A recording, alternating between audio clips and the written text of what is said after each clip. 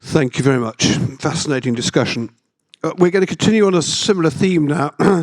Parul is here, currently as an independent consultant, but you've had a distinguished career with Liberty and AXA and others before that. So you're still giving us the insurer's view. And these are basically a bunch of questions which I've always wanted to know the answer to. And I'm going to voice myself on you, and you're going to give me the answers. In a world with lots of predictive models, and I look now and I think to myself, brokers offer them, reinsurers offer them, McKinsey's offer them, we've got our sponsors here who offer them. Looking through an insurer's lens, do you care where they come from? I mean, is it just simply who offers the best model, or do you have some concerns about the origins and the kind of supplier? I just want to start with a joke which I heard when I started in insurance, and this is very relevant to the modeling.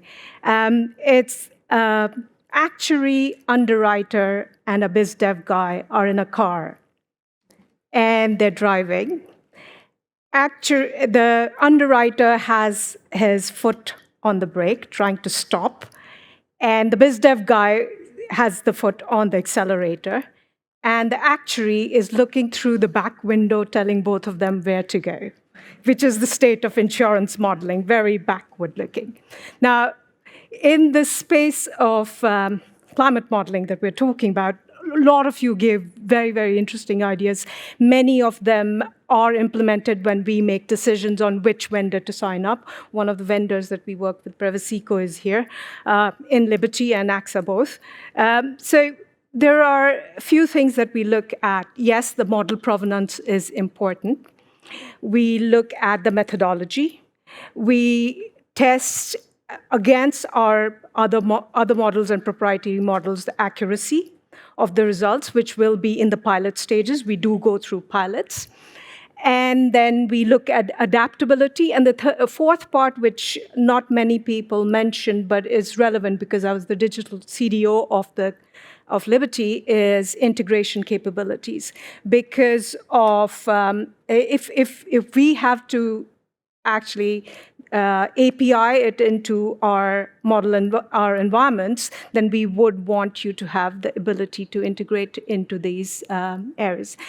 So very specifically, it's not relevant where it comes from. Provenance is important because it gives you scientific credibility.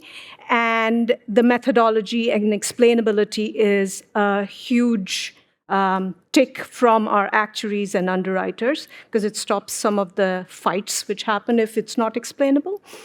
So yeah, and CROs as well. It's very, very important that the models are explainable.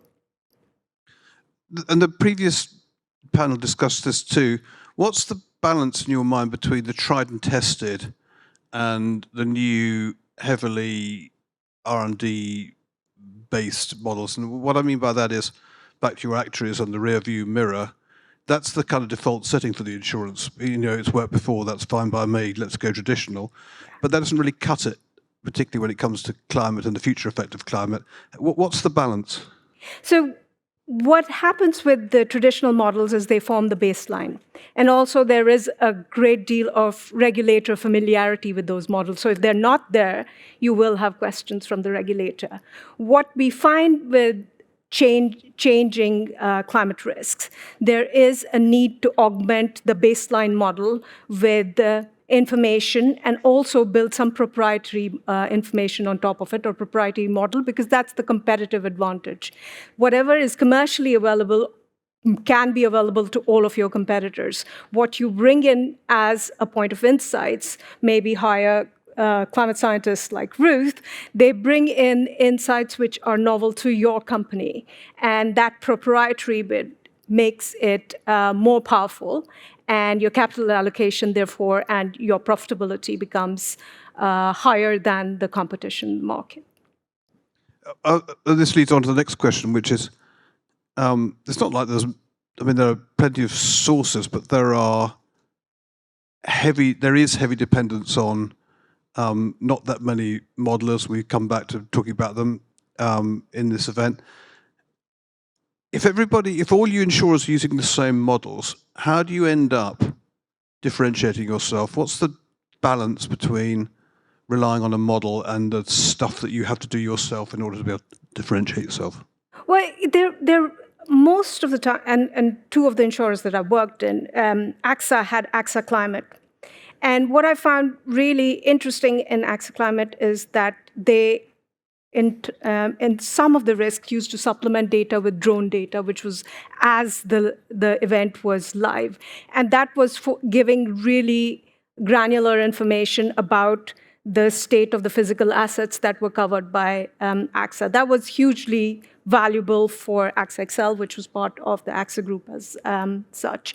And in the similar vein, if you have a bunch of climate scientists who are working in-house, they are able to create parameters which may be novel or you may be able to identify correlations and covariances with those parameters, which may give you more accurate information of the loss cost of a particular risk event. We've had plenty of mention during the course of the evening of gaps in models, blind spots, the difficulties that provides to insurers. What do you do about it as an insurer? Do you just wait around expecting someone to build you a model, or is there some responsibility on you to, find solutions and kind of what's the right balance there? So again, as Robin, as a regulated industry, we can't say there is no model, therefore we will not make good use of historic data in determining what could be the loss cost of a particular event or an event which is increasing in its malevolence. Or changing the pattern of how that event is going to cause damage in a particular area. So there is always some stochastic modeling which happens around a risk, even if it is something that we have not experienced before. So that is something that most of the large insurers would have in place in their actuarial teams. You're at Liberty. You must have had some first-hand experience of the issues they faced in, say, California and Florida, and to some extent, to a large extent, caused by these model gaps. What happened there? What was the thinking? What are they doing now? So California is very interesting. So and people who know US better than me, please tell me if I'm completely wrong here. California, the insurance commissioner imposes price ceilings, which means that with availability of information that a particular risk will have higher loss cost, you're still capped. And that meant that many of the insurers said that this particular risk around wildfire, where we have limited data, is not insurable. We will not be able to write that particular risk. So they started receding. Allstate, State Farm, all of them, I think en masse around 2022, 2023 started exiting. Florida, similarly, because of the increasing malevolence of hurricanes and hurricane seasons coming in earlier, and this is an example of it was, I personally experienced it. I had the opportunity to go to Miami around the hurricane season. The sea was actually like swimming in the soup. I don't know why I'm telling you this, but you can actually feel that. So there was, because of that, a lot of insurers, not sea being like swimming in the soup, but the fact that they are not able to accurately get the loss cost and provision for that particular case means that they are withdrawing and saying that particular risk is uninsurable. So that was what happened a year and a half or so ago in those few companies. So, but what happens next? They can't stay uninsurable forever. You know, I was listening to a few podcasts which were talking about people who have bought into those areas and are now finding that they are not able to insure that particular risk. So they are being told that the building needs to be self-insured. So the service costs of those buildings are going through the roof. So that is problematic. What can help is that if we have more granular data, which means that you have a huge amount of information on a particular physical asset, and you can asset by asset determine what would be the premium that would be the right premium for that particular property, instead of getting a very meta level information and pricing it at a premium which nobody can afford, or people have to self-insure in that instance. I'm going to throw in a random question you weren't expecting, but you mentioned earlier your joke, and it's come up a couple of times. What happens when underwriters and actuaries fight? I don't mean, actually have a fight. I mean, they have a different view of risk. How does that managed internally? Have you got any suggestions? So what tends to happen is that the actuarial model will throw up a price, and underwriters will say, I'll lose my account if I put that premium through. Or for large corporate clients, they will say, I will lose big corp X because of the premium that your model is suggesting. And I do not believe that this is the right level, because we've put in certain mitigations in place in the portfolio itself. And we've had risk management coming in and making certain changes which have not been factored into the model. So what is helpful there is to have flexibility in the model, to have underwriters' contextual data and put it into the model, which helps alleviate some of the quarrels that we see between underwriters and the actuaries. Right, you're a strategist. Your final question. We got two communities here. We've got 40% insurers in the room. What would be the one bit of advice you'd give to the insurers in the room, having heard what you've heard today and your experience generally? I think the main advice to the insurers would be that you are working in unprecedented times where the risk or the climate change risk is accelerating, and the cascading effects are also unprecedented. On top of it, we have high-risk areas, which are not covered by insurers. Like I heard lots of you talk about US hurricane, but when the European floods happened in Germany, we found it really hard to get the right kind of data in from Germany at that point.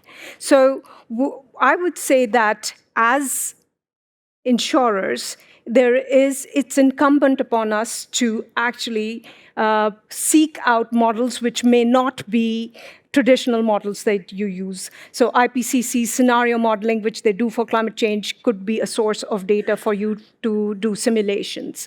There are other capabilities like the RIAS capabilities around wildfire, which could be utilized more efficiently. For that, you need a digital infrastructure and experimenting capability, which are much quicker than we do have at present. Piloting any new model capability takes ages. So I would say that having more agile and experimental approach to climate modeling and being very quick in implementing would be a very, very useful strategic area by which that insurers could benefit more from a new scientific information that is coming in. And what little bit of final ditty of advice would you give to the modelers in the room? Well, to the modelers, the contextual information and model flexibility is hugely important and relevant for the underwriters. And therefore, if you're able to incorporate that, that is very, very valuable for the insurers. There is also a huge amount of demand on visualization and scenario modeling capabilities that our actuaries and underwriters ask for. That is very, very useful as well for the modelers to make available to the underwriters. Brilliant. Parul, thank you very much. Good luck with your new consulting career, and thank you very much for joining us. Thank you very much for having me.